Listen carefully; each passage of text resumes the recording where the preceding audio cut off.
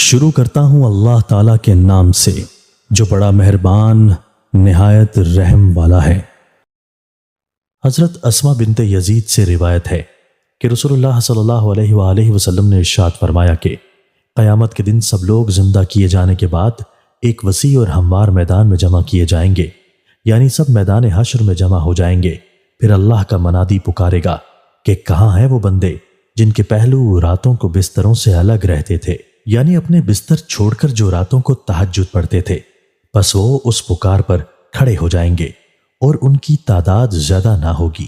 پھر وہ اللہ کے حکم سے بغیر حساب کتاب کے جنت میں چلے جائیں گے۔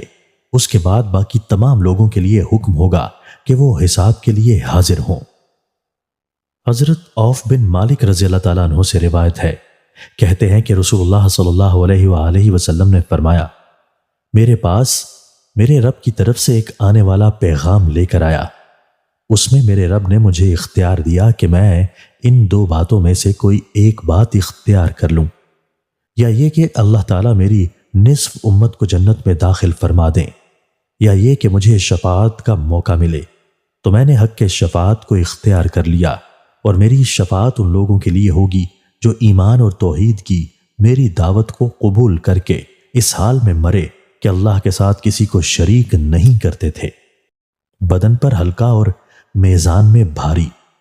حضرت سیدنا ابو ذر غفاری رضی اللہ تعالیٰ عنہ بیان کرتے ہیں کہ حضور نبی رحمت صلی اللہ تعالیٰ علیہ وآلہ وسلم نے مجھ سے ارشاد فرمایا، کیا میں تمہیں ایسا عمل نہ بتاؤں جو بدن پر ہلکا اور میزان عمل میں بھاری ہو؟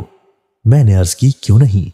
ارشاد فرمایا، وہ خاموش رہنا، حسن اخلاق اپنانا اور فضول کاموں کو چھوڑنا ہے۔